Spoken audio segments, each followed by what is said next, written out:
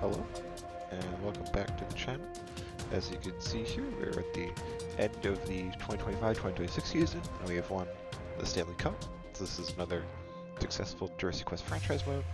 So since we won the Cup, we're just kind of going to quickly go through, kind of how we got the regular season playoffs and all that good stuff. So we're kind of getting right into it with the regular season. As you can see here, we finished with a 40, 33, and 9 record, which is good enough for 89 points, and the fourth in the Central Division in the first wild card in the West. 1 point ahead of the Sharks for the second wild card with 88 points. So we kind of finished in the regular season kind of like around-ish where I kind of thought, in the sense like I thought we would make the playoffs because, made all the roster improvements. Wasn't sure if it was all going to click with the new coach, so I was kind of marching for error, but kind of been an up and down season, but we did manage to kind of put enough wins together to finish 7 games above 500 and make the playoffs, which is exciting. In terms of goals against per game, we were 20th in the league in goals for per game at 3.10 and 8th in the league in goals against per game at 3.0. So we barely had a difference kind of between the two. So that's kind of probably why we are kind of just in the wild card areas. The ranks are really different, the actual values are pretty close. So not much difference there. You see here, the leading scorer in the regular season was Logan Cooley. He had 71 points, 28 goals, 43 assists. Roots of Hell, our first quest player. Michael Kesselring did. Here you go. He finished with 6 goals, 9 assists, 15 points, playing on a third pair with Yusuf Alamaki. Actually, probably was something more Hayden Fleury than Yusuf Alamaki because Alex Romanov missed almost the entire season with a decent chunk from end of November, December-ish to March with a broken leg. So then Alamaki kind of got pushed up and Hayden Fleury slotted in on the third pair. So Kesselring kind of split his time between the two. So that kind of disruption, him being on the third pair. His production's not all that great, but it kind of doesn't really matter in that sense anymore because we did win the Stanley Cup.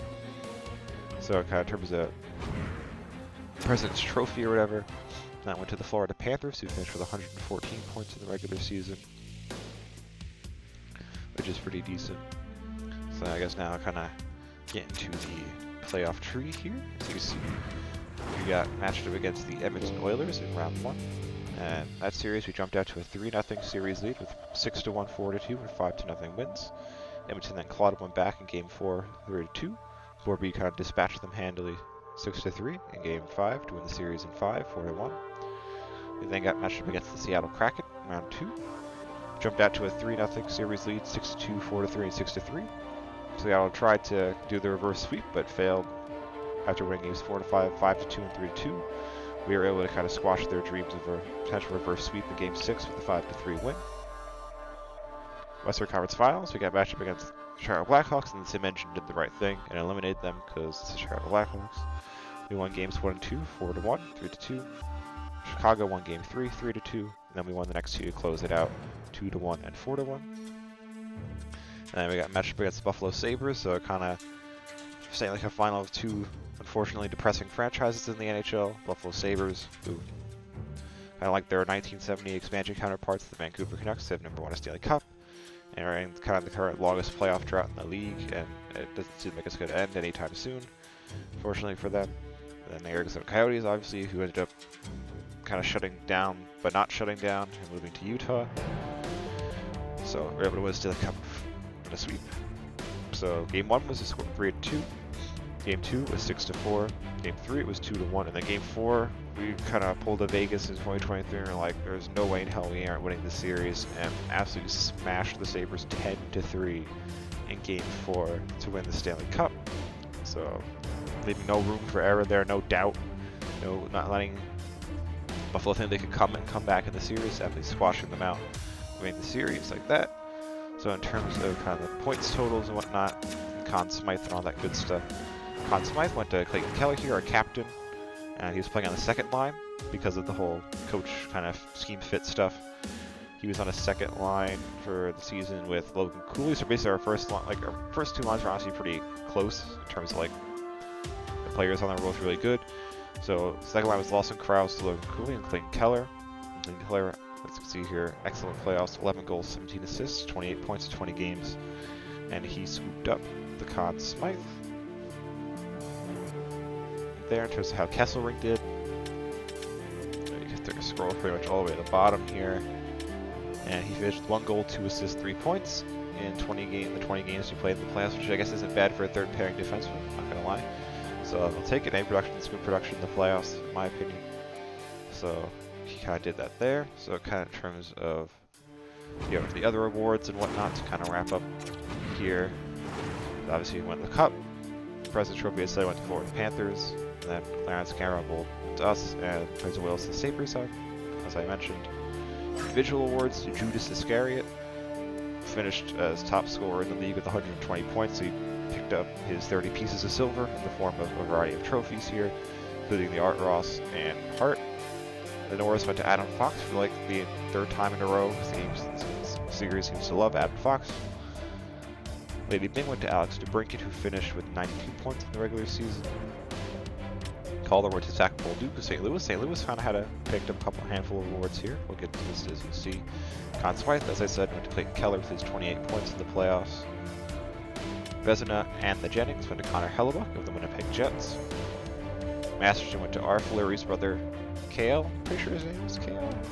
If it's not, I apologize, but yeah, Hayden Fleury, who's on our squad's brother, won the Masterson. Jack Adams went to St. Louis's coach, as they finished not with 93 points and 3rd in the Central Division.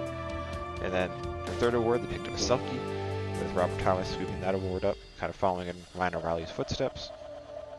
Lindsay to Judas Iscariot, and the Rocket Richard to Kirill Kaprizov, who didn't finish in the top 10 scoring, so pretty surprising there. He didn't finish top 10 scoring overall in the league, but he had the most goals, which is pretty nuts considering Austin Matthews had 112 points. You'd think he'd have like 50 to 60 goals there, but I guess Kaprizov managed to edge him out in goals, which is kind of wild, but yeah.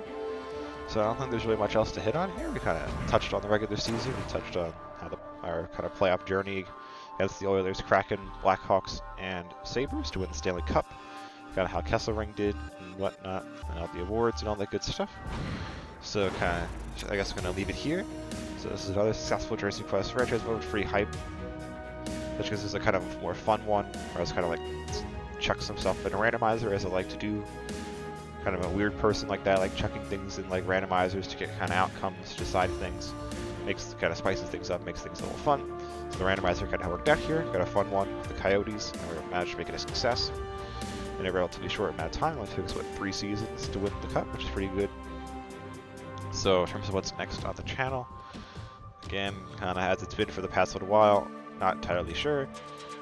I'm guessing it's probably just because as the pattern has been, I'm not really sure, and then the next thing is either a Jersey Quest or a Kit Quest. I'm going to guess that's probably what it is, but it might not be, just because the reason why I don't really know for sure is kind of just timing issue, not even time, I guess timing issues and stuff. For a lot of the Kit Quests I want to do with kind of, if you notice, like their kind of FGO managers or coaches or whatever, and these, you kind of notice there have been some where we've done like only 1 series of them, like a Jersey Quest, not a Kit Quest, or kind of vice versa. And a lot of that has to do with kind of the fact that the Kit Quests, a lot of them, because some of these numbers are kind of funky, numbers of their ID numbers, and these numbers kind of correspond to kind of youngsters at Tottenham in either kind of still in the academy, not really, actually, now they're in the academy still, ones who are out on loan. And because of the whole, I want to like have the first season be as accurate as possible, I kind of have to wait until 24-25 Premier Leagues, not the Premier League, like Championship, League One, etc. seasons wrap up. And so we kind of had to patiently wait, and that's like 2 months away or so at least, right? Because like the seasons end in May, along with the Premier League season, so we kind of have to wait for those seasons to end for those series to get going, and then so that kind of leaves like that hole there. Though depending on how I guess this other thing, the hardest part with soccer compared to the Kit Quest kind of stuff is it's harder for me like to do here. Like I chucked Kiyohime's number in a randomizer and kind of spat out a thing. Soccer cards not as prevalent, which is kind of surprising considering soccer is like the most popular sport in the world.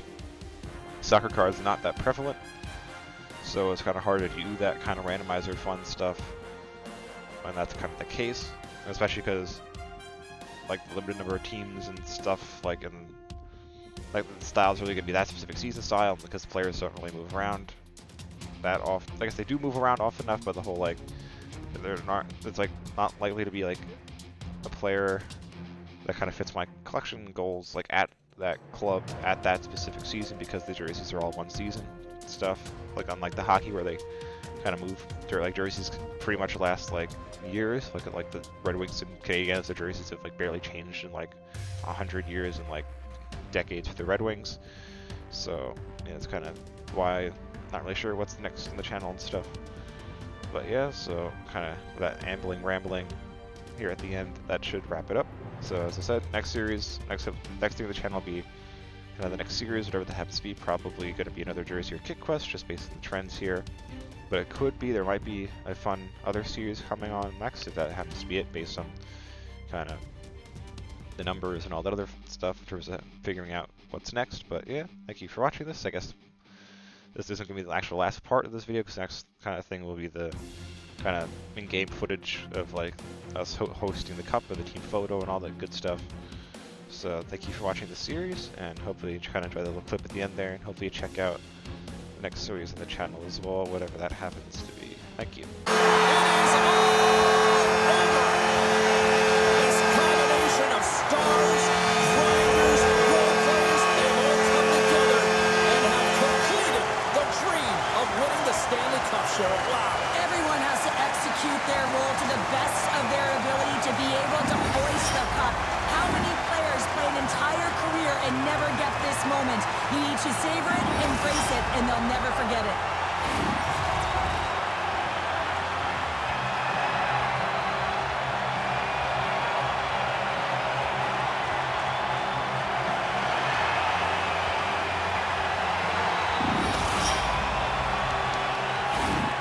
The blood, the sweat, the tears, it's all worth it for a chance to hoist a cup which is on the ice. The dream is alive, and it is in the building, and now it is a big question, is who's going to hoist that cup? Love to see the order. And here comes Cap, the engine, the lifeblood, the heart and soul of this squad. And he's finally a Stanley Cup winner. Yeah, for the first time to be able to hoist that cup is an incredible feeling. I can just imagine the emotion that's circulating through his veins. But he has done everything for this team, both on and off the ice. This is a deserved and earned moment.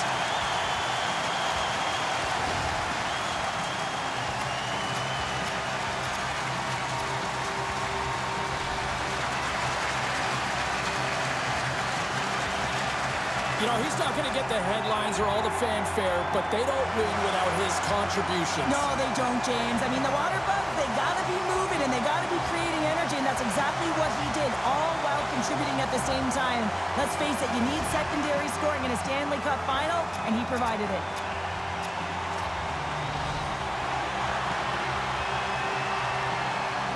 What a moment, all those years, and he finally is a Stanley Cup champion here, Cheryl. Yeah, and he was so good between the pipes, wasn't he, James? I mean, you can't win without solid goaltending, and he was the backbone of this team. He deserves it, and he hoists it, and you can see the smile on his face.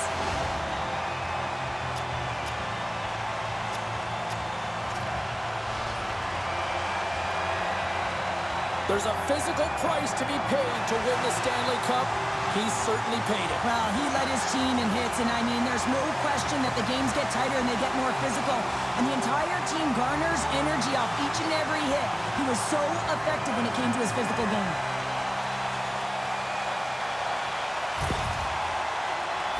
Sure, I love this moment. Nobody ever looks their best in this picture, but this is the moment everybody loves. Oh, you're grizzled, you're sweaty, you're banged up, you name it, you've been through it, but you did it all. You sacrificed your body, you sacrificed everything to be in the moment, each and every one of you.